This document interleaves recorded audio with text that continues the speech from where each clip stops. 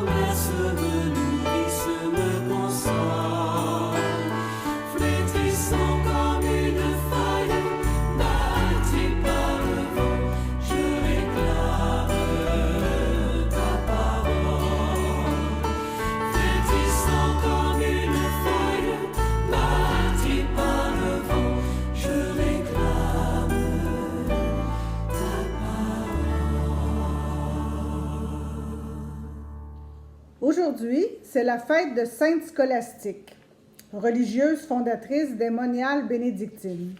Elle était la sœur de Saint Benoît, le grand inspirateur des moines de l'Occident. La tradition retient d'eux leurs longs entretiens spirituels et leur mort à quelques semaines d'intervalle. Alors prions. Vigilante et fidèle, Sainte Scolastique a gardé sa lampe allumée pour sortir à la rencontre du Christ. En célébrant sa mémoire, Seigneur, nous te prions, fais que nous sachions nous aussi te servir avec une charité sans défaut et goûter la douceur de ton amour. Par Jésus le Christ notre Seigneur. Amen. Parmi les textes qui nous sont proposés aujourd'hui, par le calendrier romain, en ce mercredi 10 février, nous allons nous pencher uniquement sur le passage de l'Évangile de Saint Marc au chapitre 7, versets 14 à 23. Et aujourd'hui, ce que Jésus nous demande, c'est de bien comprendre, c'est la loi de l'amour. Certes, nous avons besoin des commandements pour cheminer vers la sainteté, Mais sans l'amour, tout est vain. Aujourd'hui, Jésus nous indique la source du bien et du mal, qui est le cœur humain. Alléluia, Alléluia. Ta parole, Seigneur, est vérité. Dans cette vérité, sanctifie-nous. Alléluia. Évangile de Jésus-Christ selon saint Marc. Gloire à toi, Seigneur. En ce temps-là, appelant de nouveau la foule, Jésus lui disait, « Écoutez-moi tous et comprenez bien. Rien de ce qui est extérieur à l'homme et qui entre en lui ne peut le rendre impur. Mais ce qui sort de l'homme, voilà ce qui rend l'homme impur. » Quand il eut quitté la foule pour rentrer à la maison, ses disciples l'interrogeaient sur cette parabole. Alors il leur dit, « Êtes-vous donc sans intelligence, vous aussi? Ne comprenez-vous pas que tout ce qui entre dans l'homme, en venant du dehors, ne peut pas le rendre impur, parce que cela n'entre pas dans son cœur, mais dans son ventre pour être éliminé? C'est ainsi que Jésus déclarait purs tous les aliments. Il leur dit encore, « Ce qui sort de l'homme, c'est cela qui le rend impur, car c'est du dedans, du cœur de l'homme, que sortent les pensées perverses, inconduite, vol, meurtre, adultère, cupidité, méchanceté, fraude, débauche, envie, diffamation, orgueil et démesure. Tout ce mal vient du dedans et rend l'homme impur. » Acclamons la parole de Dieu. Louange à toi, Seigneur Jésus. Alors, l'évangile que nous venons de lire aujourd'hui nous montre un Jésus qui n'hésite pas à aller à contre-courant avec certaines pratiques qui avaient lieu en son temps, pratiques religieuses qui avaient lieu en son temps. Un des points essentiels de la religion juive était de se maintenir pur.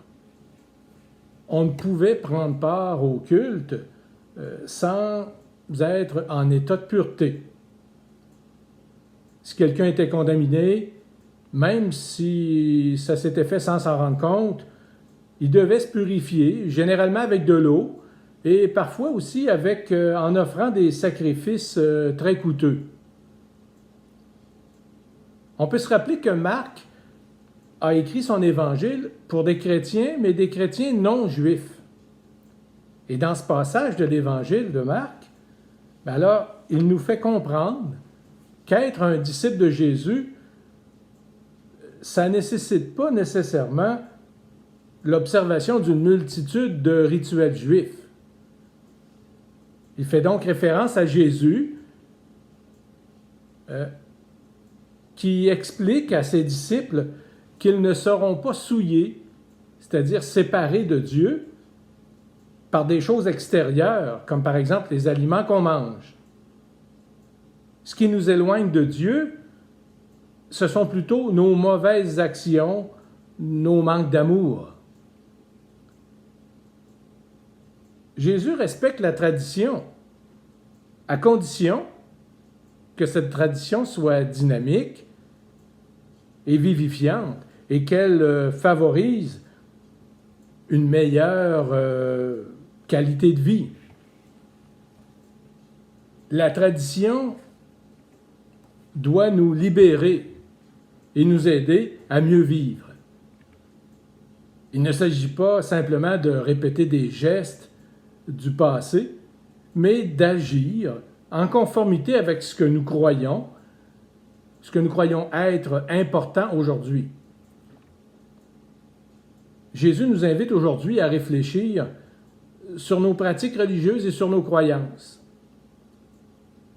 La loi du Seigneur doit prendre sa source au fond de notre cœur. Tout n'a pas la même importance dans la vie, il faut bien se le dire. C'est de l'intérieur que viennent les bonnes et les mauvaises actions, les mauvaises intentions. Et Jésus veut changer notre cœur de pierre en un cœur de chair. Il nous invite à revoir à revoir continuellement notre échelle de valeurs afin de placer ce qui est le plus important en haut de notre agenda, évidemment. Par exemple, il n'y a pas si longtemps, c'était un péché grave de boire un peu d'eau après minuit et de recevoir ensuite la communion le lendemain.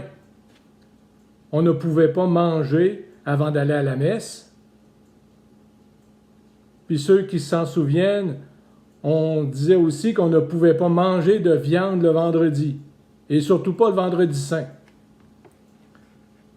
Ben, Jésus nous demande de ne pas observer une loi qui se limite seulement à des pratiques religieuses. Il ne nous demande pas d'observer une loi comme ça. Ce qu'il nous demande, il nous appelle à la conversion du cœur. L'important, l'essentiel, c'est d'aimer Dieu par-dessus tout et aussi d'aimer ceux qui vivent près de nous en essayant de les rendre heureux. Le reste, les traditions, ils sont valables au regard de Dieu, mais seulement si nos comportements de tous les jours sont porteurs d'amour envers notre prochain.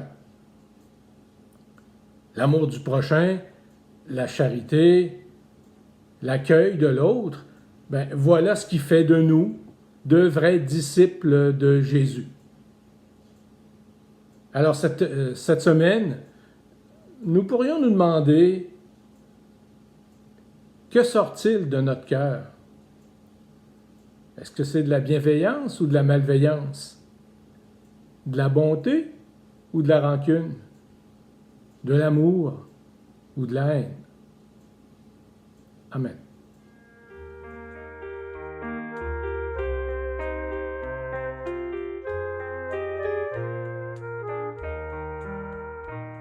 Je t'offre mon cœur, prends-le donc, c'est pour toi, Seigneur. Je t'offre mon cœur, garde-le dans ton cœur, Seigneur. Pour t'annoncer, tu m'as choisi. Prends ma voix, je te la donne. Rassembler tous les amis, que je sois toi dans un corps d'homme. Je t'offre mon cœur, prends-le donc, c'est pour toi, Seigneur. Je t'offre mon cœur, garde-le dans ton cœur, Seigneur. Pour te porter, tu m'as choisi. Prends mes mains, je te les donne. Pour rassasier les fins de vie, que je sois toi dans un corps d'homme. Je t'offre mon cœur, prends-le donc, c'est pour toi, Seigneur. Je t'offre mon cœur, garde-le dans ton cœur, Seigneur. Pour te servir, tu m'as choisi. Prends ma vie, je te la donne. Pour protéger les plus petits, que je sois toi dans un corps d'homme. Je t'offre mon cœur, prends-le donc, c'est pour toi, Seigneur. Je t'offre mon cœur, garde-le dans ton cœur, Seigneur. Je t'offre mon cœur, prends-le donc, c'est pour toi, Seigneur. Je t'offre mon cœur, garde-le dans ton cœur, Seigneur.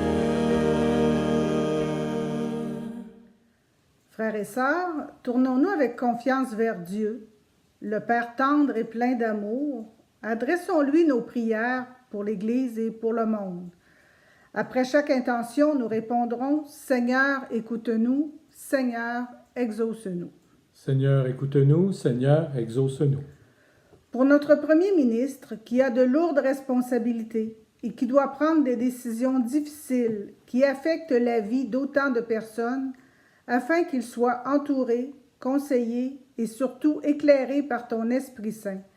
Seigneur, écoute-nous, Seigneur, exauce-nous. Seigneur, écoute-nous, Seigneur, exauce-nous. Pour les élèves et les enseignants qui ont de gros défis à relever, aide-les à garder au centre de leurs préoccupations le bien-être et la réussite de l'élève. Seigneur, écoute-nous, Seigneur, exauce-nous. Seigneur, écoute-nous, Seigneur, exauce-nous. Pour les jeunes, les adolescents, les personnes seules, qui vivent beaucoup d'anxiété, qui ne peuvent fraterniser comme ils le voudraient avec ceux qu'ils aiment, donne-leur, Seigneur, de trouver réconfort et soutien. Seigneur, écoute-nous, Seigneur, exauce-nous. Seigneur, écoute-nous, Seigneur, exauce-nous. Pour toutes les personnes malades, hospitalisées ou en convalescence, afin qu'ils puissent obtenir les soins dont ils ont besoin et qu'une paix les habite. Seigneur, écoute-nous, Seigneur, exauce-nous. Seigneur, écoute-nous, Seigneur, exauce-nous. Pour les personnes en attente de chirurgie ou de diagnostic, afin qu'ils gardent l'espérance que leur tour viendra. Seigneur, écoute-nous, Seigneur, exauce-nous. Seigneur, écoute-nous, Seigneur, exauce-nous. Pour l'ensemble du personnel de la santé, qui sont de plus en plus épuisés, donne-leur, Seigneur, force et courage pour prendre soin des malades tout en prenant soin d'eux. Seigneur, écoute-nous, Seigneur, exauce-nous. Seigneur, écoute-nous, Seigneur, exauce-nous. Pour toutes les personnes qui vivent de la solitude, afin qu'un téléphone, un courriel, une lettre ou une courte visite leur redonne le sourire, Seigneur, écoute-nous, Seigneur, exauce-nous. Seigneur, écoute-nous, Seigneur, exauce-nous. Prenons un moment de silence pour offrir nos intentions personnelles.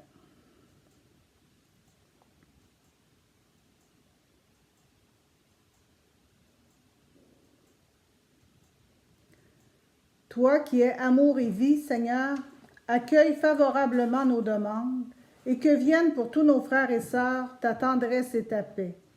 Gloire à toi, Dieu d'amour, pour les siècles des siècles. Amen. Amen. Notre Dieu est au commencement de tout ce qui vit. C'est pourquoi nous pouvons le prier en l'appelant Père, comme Jésus nous l'a enseigné. Notre Père qui es aux cieux, que ton nom soit sanctifié, que ton règne vienne, que ta volonté soit faite sur la terre comme au ciel. Donne-nous aujourd'hui notre pain de ce jour. Pardonne-nous nos offenses, comme nous pardonnons aussi à ceux qui nous ont offensés. Et ne nous laisse pas entrer en tentation, mais délivre-nous du mal. Amen. La parole du pape François le rappelle. Gardons les yeux fixés sur Jésus-Christ et apprenons de lui comment aimer avec un cœur véritablement humain. Prendre soin des brebis égarées et blessées de son troupeau. Comment travailler pour la justice et montrer de la solidarité envers les faibles et les pauvres. Alors, frères et sœurs, faites de votre existence quotidienne un choix pour la vie et un rejet de tout ce qui pousse à la mort. Allons dans la joie du Christ. Nous rendons grâce à Dieu. Et que Dieu Tout-Puissant nous bénisse. Au nom du Père, du Fils et du Saint-Esprit. Amen. Amen. Nous remercions André Pellerin pour le montage des chants et Annie Jutra pour le montage de cette célébration. Merci beaucoup de votre présence et bonne semaine. Je vous envoie au beau milieu d'un monde où Dieu pourtant m'a déjà envoyé, mais désormais c'est par vous qu'il rencontre les cœurs blessés qui cherchent à visiter. Allez, je vous envoie porter la bonne nouvelle. Allez, je vous envoie par toute la terre.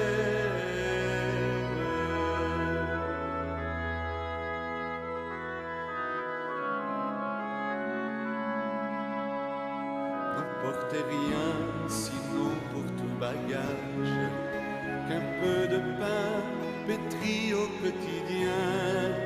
L'amour n'est rien si nul ne le partage, si votre cœur ne lui donne des mains. Allez, je vous envoie porter la bonne nouvelle. Allez, je vous envoie par toute la terre.